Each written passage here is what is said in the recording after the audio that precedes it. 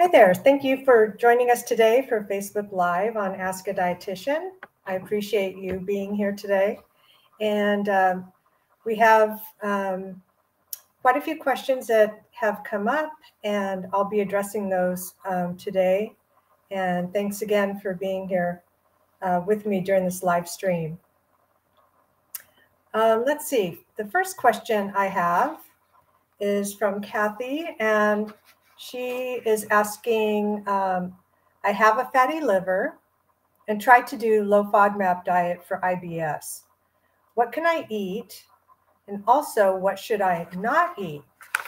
Well, this is a good question. A lot of times we have more than just IBS going on. We may have another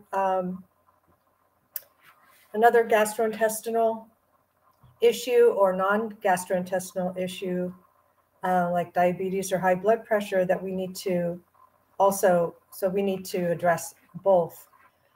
So with the fatty liver, basically, being on the low-fat FODMAP diet is basically the first thing to do for IBS. Definitely that's the right thing to do. And going by symptoms and tolerance level. If there's fatty liver also, if you're overweight or obese, reducing the calories that you take in each day and increasing physical activity in order to lose some weight can help with fatty liver. Choosing a healthy diet, basically being aware of what foods work for you and what foods don't, and healthy diet meaning whole foods, less non-processed foods. I mean, less processed foods and more whole foods. Exercise, if you have diabetes, being in control of diabetes. Lowering cholesterol can help as well if that's elevated. And then overall, protecting your liver by being careful about toxins, what medications that you're taking, any alcohol intake, and just protecting your liver so that, because it is filtering and the toxins, so reducing the toxin level. Personally, going back to a healthy diet, personally keeping the diet clean as possible. What that means to me when I say that is organic foods, when for those types of foods that really need to be organic, like green leafy vegetables, berries, and several other types of foods. And I do have information on what foods can be conventional and what foods really should be organic. So that's one way of clean eating. The other thing is, I already said, just going with whole foods more than processed, and foods that have a lot of preservatives and additives and food coloring. Those can all affect our overall health. So with two diagnoses like this, and I've mentioned this on the Facebook page, is definitely to see a registered dietitian so that we can address all of these things in a manner that fits you personally and addresses your personal concerns, food likes and dislikes, is realistic for you, and pays attention to what types of medications you're on and any food-drug interactions. So I hope that answers your the first question from Kathy.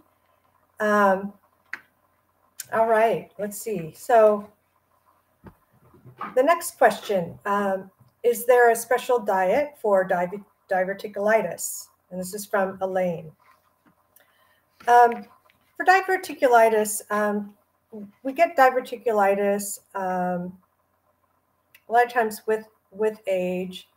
There are pouches in the large intestine that can, from pressure over time, pouches can to form. They're called diverticula, and especially when we have difficulty like constipation and things like that going on, where and other things can cause diverticulitis also. Basically, the diet to treat diverticulitis depends on the severity. So if there's an acute diverticulitis where there's an active infection going on and it needs to be treated, sometimes people are hospitalized with acute diverticulitis, and to treat that, the diets are really specialty diets and temporary diets. There's not really a long-term answer for diverticulitis. So it depends on the severity. So with acute diverticulitis, there's a period of rest where you eat nothing by mouth, and then to start with a clear liquid diet, gradually moving up to a full liquid diet, and then to a low fiber, low residue diet until the condition improves. And then when it's a mild case, a lot of times that can be treated with antibiotics and a low fiber diet for a time. It doesn't mean that you're on a low fiber diet forever. These are temporary measures to treat the condition of the diverticulitis. Now, would low FODMAP work well in this situation? I think it could, because with low FODMAP, if you do have irritable bowel syndrome, mild to severe, either way, there can be increased pressure with gas and bloating that can exacerbate the problem with diverticulitis, putting the pressure on in the system. So releasing pressure by releasing gas and bloating, in that manner, the low FODMAP diet could definitely help reduce the formation of diverticulum. And so there can be some high fiber gradually when the severity, or when there's no diverticulitis like kind of actively going on, then resuming some fiber that would be low FODMAP. So we just want to first pay attention to the diverticulitis and reducing the pressure. So eventually the low FODMAP diet can help because of the reduction in gas, bloating, and maybe constipation as well. So that's a good question. It's kind of back and forth with diverticulitis as far as a long-term diet that where we avoid seeds, small seeds even, like on the outside of strawberry, and other seeds, because the thought of them being caught in the diverticulum pouches and becoming inflamed and causing a severe reaction. But that too is not necessarily the answer in a lot of gastrointestinal doctors' minds. It's kind of like iffy. So that's about diverticulitis. Thank you for that question, Elaine. Appreciate it. Number 3 is from Faith. She says, I produce a lot of kidney stones, and I've been through many procedures. I can't have too much protein because of my kidneys. I do have fatty liver, lupus, fibromyalgia, irritable bowel syndrome, and trouble swallowing my food. I don't digest my food properly, and it takes at least 3 hours or more. My gastro put me on the low FODMAP diet. It's very confusing with so many health issues. So it is very confusing, and I feel for you because there's a lot of, with every different condition, there's an overlap of different types of foods that you can and can't, eat so much. And so it can take some meticulous attention, which making an appointment and seeing a registered dietitian, in this case, especially with so many diagnoses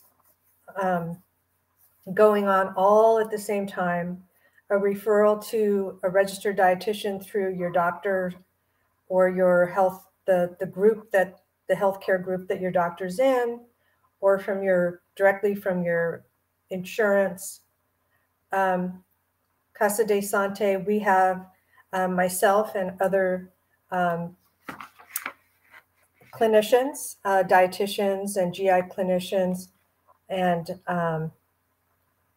health coaches that can help through these things. And I would want to, if I were the one to treat you and to help in your nutritional care, I would say it would take a lot of looking at your medical history. And then, like I was saying earlier, you overlap the different irritable bowel syndrome would have a low FODMAP diet. And then if there's fatty liver on top of that, you would want to reduce weight. And then on top of that, if there's trouble swallowing, there would be a softer diet, softer foods. So that would have to be paid attention to the texture of the food and what the person can swallow and what they have more difficulty with. So that is a complex question and difficult to deal with. Can be difficult on your own, especially. And then definitely would need help from a professional. So thank you for that question. I appreciate that.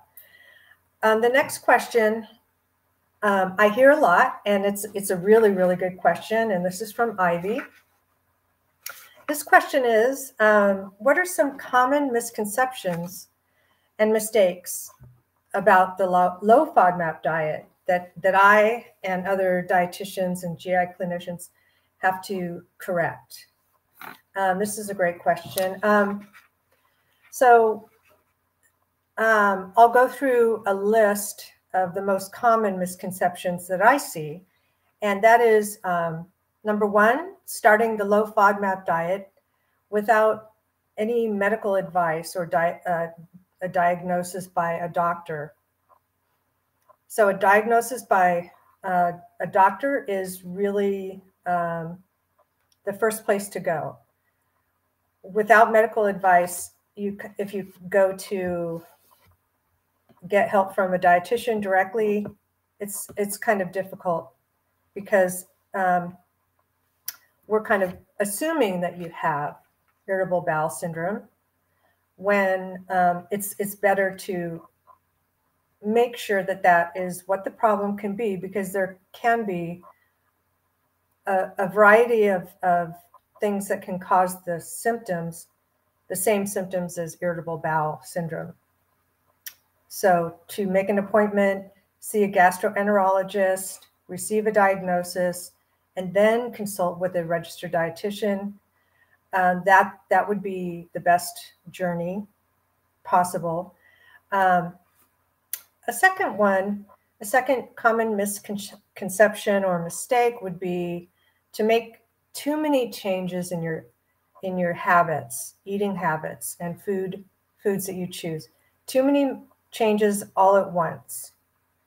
Because how do you know which change really made the difference? If there are too many changes all at once, then yeah, which one did it? Was it the rest that I took? Was it the foods that I took out? You know, what have you? But definitely the low FODMAP diet is a process where there's an elimination phase, and it's an extensive process. And then there's an reintroduction phase after 4 or 6 weeks. And then if you're drastically changing your diet on top of changing supplements and new medications, you really won't have a good sense of what's working and what's not. So I would recommend not to make too many changes all at once. The other thing is that all gluten-free foods are low FODMAP. And that's not true. There are some gluten-free foods that are high FODMAP. And so it really, it's kind of a separate part. Gluten itself is a protein, and the FODMAPs are all types of carbohydrates that cause the gastrointestinal symptoms. So gluten-free products can be a way to eliminate the wheat, rye, spelt, and barley, which are high in fructans, but there are some exceptions. So not all gluten-free foods are low FODMAP. If you have celiac disease, that's different, and some people have irritable bowel syndrome as well as celiac disease. And so even trace amounts of wheat, barley, rye, anything with gluten, even trace amounts, will cause the autoimmune response that is common with celiac disease. So gluten-free products are necessary, and being gluten-free, period, with celiac disease. With people with IBS, if they're not celiac, then they may be able to have a little bit of sourdough bread that has regular wheat, but it's sourdough, so that there's fermentation that changes the amount of fructans in that bread, so that it can be tolerated. Some gluten-free products can be high in FODMAPs, like fruit juice concentrate or inulin. So again, it can be that gluten-free products are not low FODMAP. So wanted to clarify that common misconception. Or the other one is that you need to avoid all dairy. All dairy are high FODMAP, when actually that's not true. There are some dairy products that are lower in FODMAPs. For example, some hard cheeses are lower in lactose because of the aging process and the fermentation that they go through. The lactose is broken down, and so therefore they become lower FODMAP. Some of these cheeses, hard cheeses, are like Parmesan cheese, for example. So if I were seeing you, and I wouldn't say, okay, I mean, if you're allergic to the protein in dairy, then yes, you'd have to avoid it altogether, obviously. But if you have IBS and then, of course, you're lactose intolerant because of that, well, there may be some cheeses that you can still include. And there are plenty of lactose-free dairy products out there that you'd be able to tolerate as well. Since dairy is a high calcium, a calcium-rich food, we wouldn't want to take it out of your diet completely. We would want to, especially if you enjoy those products, like I do, then you wouldn't want to just strip them out of the diet completely. So you do not necessarily need to avoid dairy just because you have IBS. Another misconception, you can pick high FODMAP foods out of a dish. So if, say, a soup is cooked with pieces of onion in it, if you pick out the onion from the cooked soup, will that take out the FODMAP? No, it won't. You can't really, once the food is cooked and cooked into, then we can't really remove that because it's a pungent, onions, garlic are pungent aromatic flavorings, and you can't just take that out. It would be throughout the whole dish, being water soluble. By the way, this is Lucy, my black cat. She likes to join me on these calls sometimes. And so excuse that you'll see the tail coming. Oh, there she is. Okay. So basically, that it's different with oil. So you have water soluble, which you cannot separate out the garlic and the onion, but then you have the fructans are not oil soluble. So you can have garlic or onion infused in oils, for example, and it would not be high in fructans. So you'd be safe in that manner. So they're very different. Another myth or misconception is you're eating too many convenience foods, relying too much on pre-made foods and processed foods can be something that people do because they're in a hurry. They want to do their best to be low FODMAP, but perhaps there's preservatives or perhaps it's there's something in there. So it's best to be as natural as possible and stick to quick foods like a handful of almonds or some berries. Lucy's on my notes again, so excuse me for that.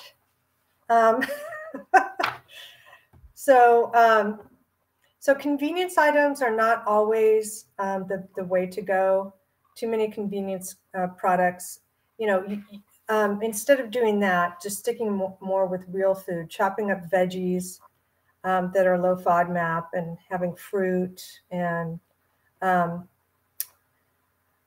basically batch cooking and planning ahead of time really, really helps so that you're not turning to convenience foods too often. Another problem with the low FODMAP diet could be not getting enough fiber, because a lot of the grains and whole grains are taken out of the diet, and it's following a specific carbohydrate diet or low, avoiding some carbs. A lot of times without the grains and the whole grains, there may not be enough fiber in the diet. And so really there are gluten-free and non-wheat whole grains, such as foods made from brown rice instead of white rice, and other types of foods that are made from potato or corn or something like that, that would be more and higher in fiber.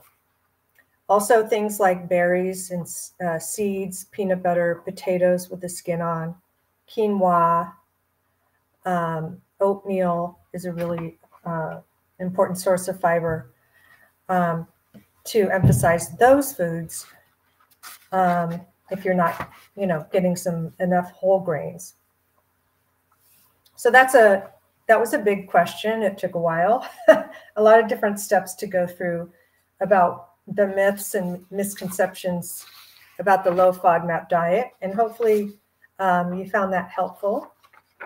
Lucy got out of the way, so anyway, we're better. The next question is, it seems that I never feel satiated, even though I know I ate an adequate amount. I avoid overeating as to avoid provoking ill effects. Is this an indicator of a deficit of a specific nutrient? And this was submitted by Kelly. Thank you, Kelly, for submitting your question. This is a good one, and I'm glad you asked this question. Sometimes we don't feel full after we eat, and there can be many causes of that. The first one, in my mind, would be, let's rule out any kind of medical issue. Certain medical conditions can increase our hunger and make us feel like we're not satiated or full, such as diabetes, pregnancy, tapeworms, thyroid issues, and even some medications can make us feel really hungry, such as the first one, the top one that comes to mind would be a steroid type medication. If feeling hungry is an issue that is ongoing for you, then maybe there's an underlying diagnosis or cause that needs to be tested for, or something like that. So definitely bring this to the attention of your doctor so that they can rule out some of the problems that I just mentioned, or maybe other problems as well. The other thing is that I would think of is, how is your calorie intake? Do you, by avoiding provoking ill effects or being overly full and watching how much you eat, are you eating enough calories in the whole day? Are you eating 1,000 calories when your needs are 1,500 calories, or so on and so forth? So are your meals large enough, especially breakfast? So a lot of times we eat we either skip breakfast or we eat too small of a breakfast. And research has shown if we start the day off with too little or no breakfast, then we can tend to overeat for the rest of the day. Which causes unnecessary, unwanted weight gain. But starting out with a big enough breakfast can make us feel more satisfied. It doesn't have to be a huge meal or anything like that. It just helps that it's very satisfying and gets us off to the right start. Just making sure that it's not too small. In the research that I'm looking at, it says that, let's see, it was through the University of Cambridge, and they followed a certain amount of people, finding that over a 4-year period of time, and those who ate 300 calories or less for breakfast gained twice as much weight as those who ate 500 calories or more for breakfast. So eating a little bit bigger breakfast, not huge, regulates your blood sugar throughout the day. It leads to less food cravings and hunger. So eating a larger percentage in the morning of your total calories instead of eating little to none can help through the rest of the day to help control your hunger and weight gain. Oh, this is interesting too. Another reason that we may not feel full is, are we drinking enough fluids? We may be thirsty, not hungry. Our brain sometimes can confuse hunger and thirst. And so it's important to make sure that we're not dehydrated. Symptoms of dehydration mimic hunger sometimes, and you might experience fatigue and headache and difficulty concentrating.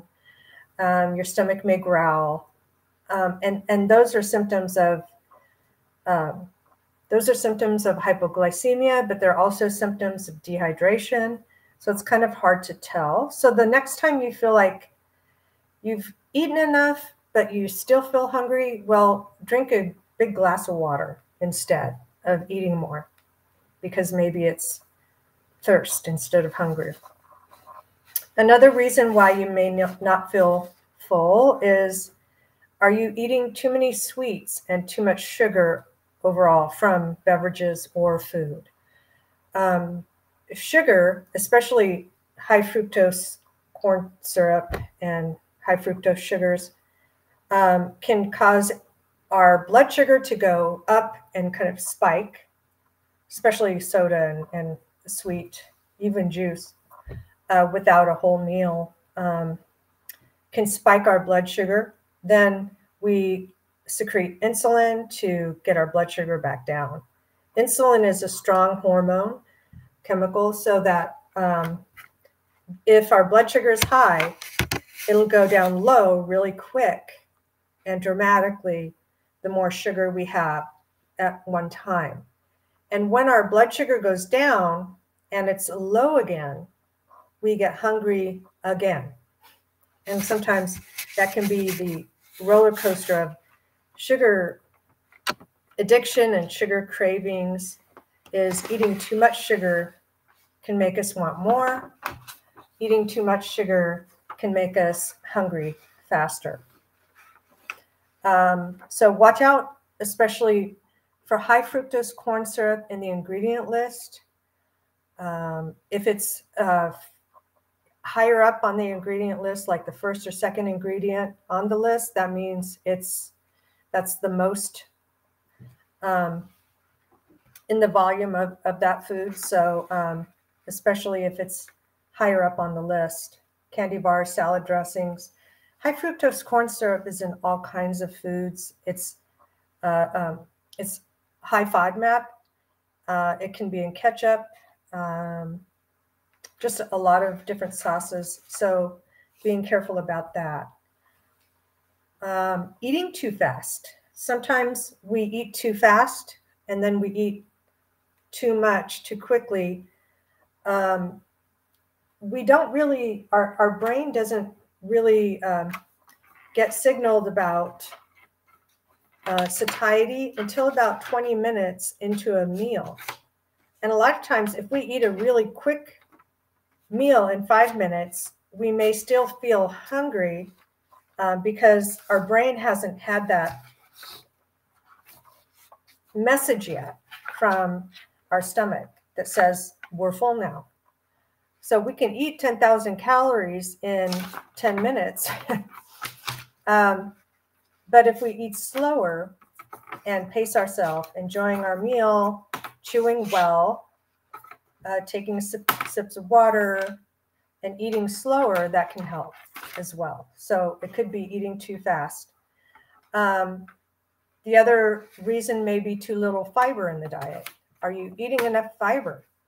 Fiber from fruits and vegetables and whole grains tends to, Lucy's playing with my pencil. Anyway, fibers tend to fill us up and cause satiety. So that's important to eat enough fiber. If we're eating too little fiber, I was back to the message of fiber kind of goes into our stomach and fills with the liquid and kind of bulks up our gastrointestinal tract, our stomach first. So we do feel full with more fiber. So increasing whole grains, fruits and vegetables with the skins on, non-starchy vegetables, by the way, especially. Then we'll, and drinking plenty of water, both bulk up our, and move the fiber through the system and reduces the hunger. Sometimes we don't feel full because psychologically we may be bored, we may be triggered to eat, there may be a psychological or social reason that we're eating and not necessarily feeling self-aware of how full we may be. And so we're not really hungry, we're just eating because of the situation. So that's another thing. Eating too many convenience foods, which is also not eating enough fiber. Convenience foods are all usually, a lot of times, very low in fiber. So that's a big proponent of not feeling full after meals. Okay, so that was a good question, and there, as you could tell, are a lot of reasons why someone may not feel full after eating, and may tend to want to overeat. Going back to the low FODMAP diet, making sure that we get enough fiber in that diet is important. Eating the fruits and vegetables that we can tolerate, and eating whole grain grains that are gluten-free, like brown rice instead of white rice, if you can tolerate it. Some people can't. Also pastas and other, whole grain, gluten-free bread, pastas that are whole grain, made from brown rice, and things like that. Going on to the next question is, I'd love to learn how to cook an interesting meal for a crowd that is safe for me. Salmon with citrus, pork with balsamic. And that was submitted by Maura. Thank you, Maura, for this question. I would say, and she also was mentioning, what about having a great low FODMAP cookbook?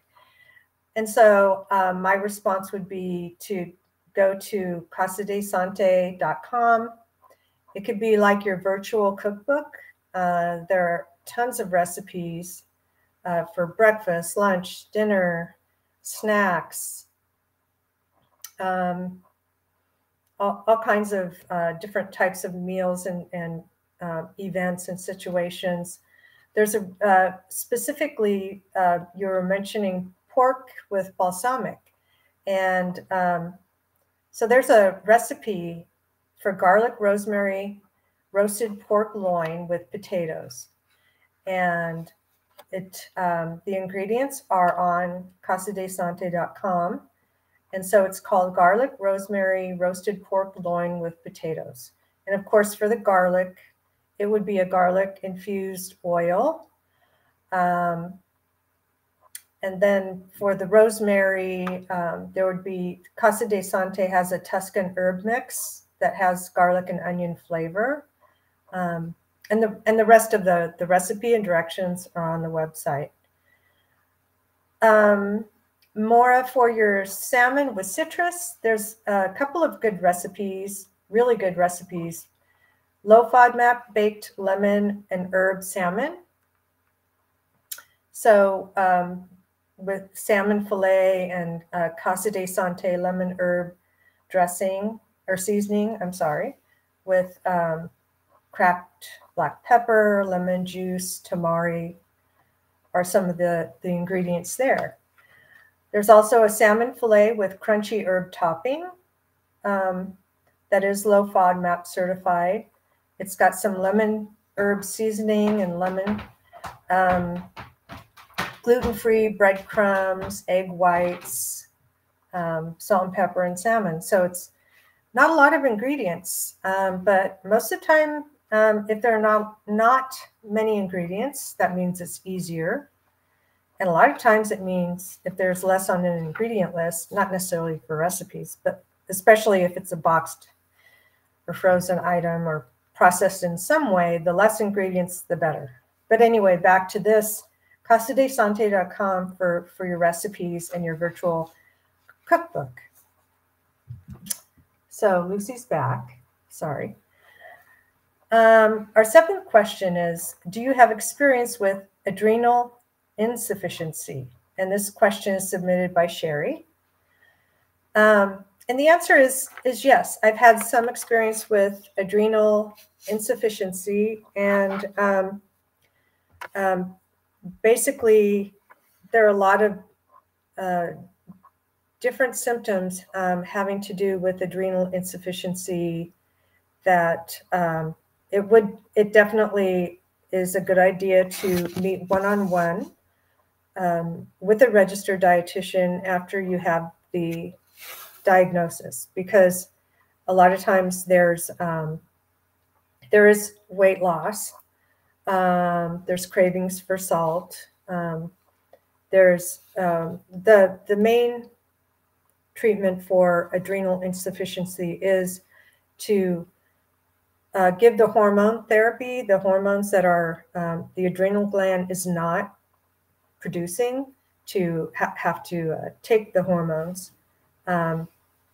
So that's primary, but there are a lot of secondary symptoms that like hypoglycemia, getting dehydrated easily,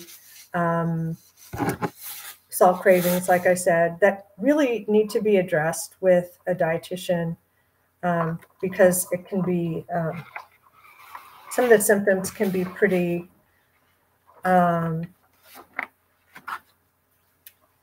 severe. And so depending on that, it would be helpful to see a dietitian. And you can access a dietitian on Casa de Sante, so or through your doctor, healthcare group, and insurance. The next question is, with my IBS, there are so many struggles with weight. I have food allergies and medication allergies. I'm drinking probiotics every day. I did the FODMAP diet, and there's so many foods I cannot eat, but I'm still gaining weight. I exercise 5 times a week, and it's painful. It seems like my intestines are in spasm. Well, in this case, there's a lot of things going on all at once. There's irritable bowel syndrome, which, of course, going through the low FODMAP process of elimination and reintroduction. But then on top of that, there's food allergies that need to be attended to. So just giving low FODMAP wouldn't address that. Then there's medication allergies as well. And sometimes with medications, there's a food and medication interaction too that we would have to pay attention to. So I would need to, in order to really answer this question, I'm not comfortable with saying just one thing because there are so many things involved, layers on top of layers that need to be addressed. And the right way to do that would be through the medical nutrition therapy and the nutrition care process, which is, first of all, sitting down and doing a medical history that's really thorough, that where we collect a lot of information, and then coming to doing food recalls and talking about food likes and dislikes and intolerances and such, because it can be so complex, and really dialing into this with a fine-tooth comb is what this sounds like you need, Denise. So that's what I would suggest for you, is to sit down with a dietitian And you might need to have several sessions to really figure out a routine way of eating that can be kind of like your new lifestyle way of eating that will help you with losing weight, not having the painful symptoms and intestinal spasms. What we also do, dietitians, what we also do is we can kind of go over what medical tests you've had, what labs you've had, and the kind of attention that you've had. And from working in hospitals, working in clinics, and in the medical area as a clinical dietitian, a lot of times we have experience with other patients that have had similar problems, and we could say, have you gotten this test and that test and all kinds of things. So it's not just paying attention to your eating habits. It's kind of paying attention to what your medical needs may be, and have you thought about this and that. So that's what it sounds like you need. Okay, we're on to the 9th question. How often should I be checking in with a dietitian or other healthcare provider to monitor my IBS and adjust my treatment plan if necessary? And this was submitted by Trish. And I really like this question because they're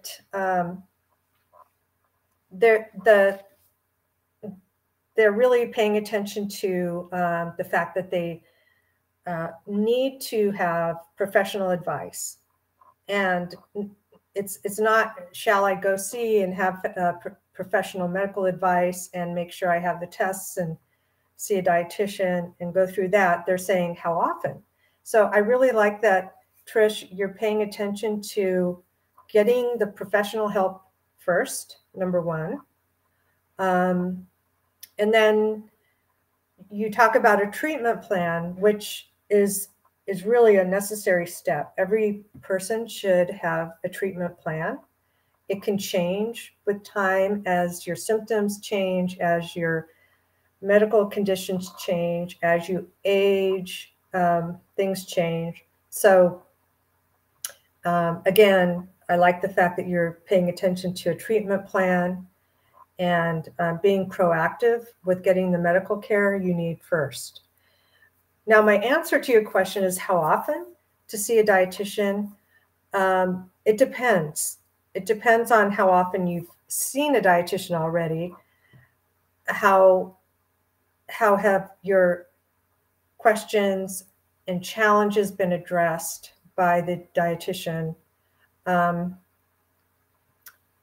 you still have symptoms and challenges, or have you been mostly symptom-free, and are you really handling the challenges on your own, or not?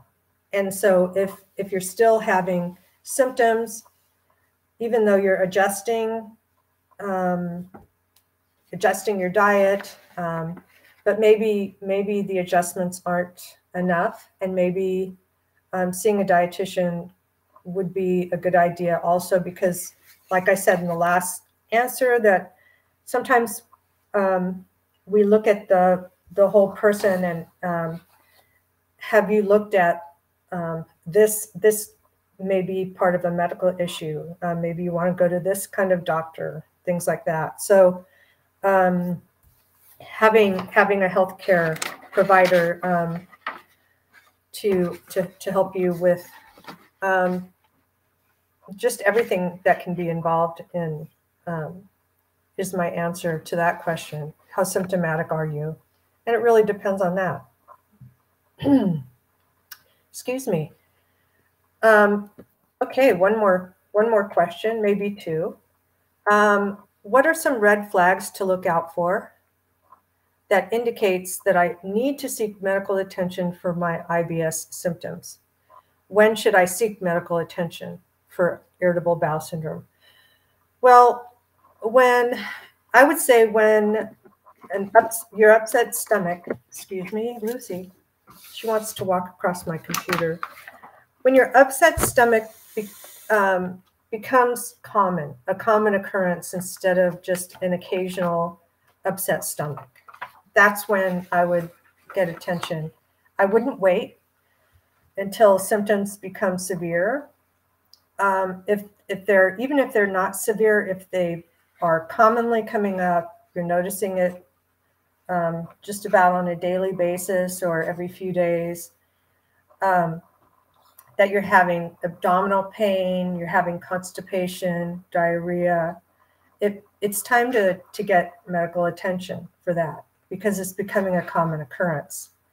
Now, if there's other things like blood in the stool, for sure, you want to get right in. And that would be more urgent. But basically, if you see this becoming a routine, that you're having all these symptoms of gas, bloating, abdominal pain, and stools are different, whether they're constipation, whether you have constipation all the time, if you notice that you have diarrhea, or if your diarrhea has mucus or anything, blood, anything like that, for sure, you need to get right in. So that was a good question, and from that question, they're thinking that I just want to give you caution that to not self-diagnose that you have irritable bowel syndrome, because how do you know? It may be celiac, and maybe if you just assume you have irritable bowels and you go on a gluten-free diet because that's part of the low FODMAP, or you go on lactose-free because you think it's part of a FODMAP diet. Well, if you go dairy-free and lactose-free, you're missing out on calcium, maybe for an extended period of time. If you're going gluten-free, then you wouldn't be able to tell if you do have a celiac test. They wouldn't be able to tell. You get a false negative to that test, because if you're gluten-free, and you have a celiac, your gut's already, it's healing, and you can't tell if you have celiac. So caution about self-diagnosing for gastrointestinal symptoms that become a regular commonplace. Get in right away. Talk to your doctor about your symptoms, and get down to the bottom of it. I do have one more question, and I noticed that we have 5 minutes, so I'll go ahead with this question, as long as Lucy is allowing me to do that. I think she's going to get down. Anyway, this question: how can you combine low FODMAP diet, GERD, and weight loss together? Well, that can be done, and I've done that quite a bit. Where you have irritable bowel syndrome, there's low FODMAP diet, the process, and it's not eliminating all FODMAPs completely for the rest of your life. It's going through the elimination and the reintroduction phase and figuring out tolerance levels to different foods. On top of that, for gastroesophageal reflux disease, which is GERD, there's a whole other things that we would overlap on top of the low FODMAP process, which would be avoidance of foods that cause the reflux, normally acidic foods, whether it's citric acid or vinegar, acetic acid, spicy foods, high fat, really rich fried foods cause GERD. So we would overlap on top of the low FODMAP process, the GERD, avoidance, spicy and acidic foods out of the diet.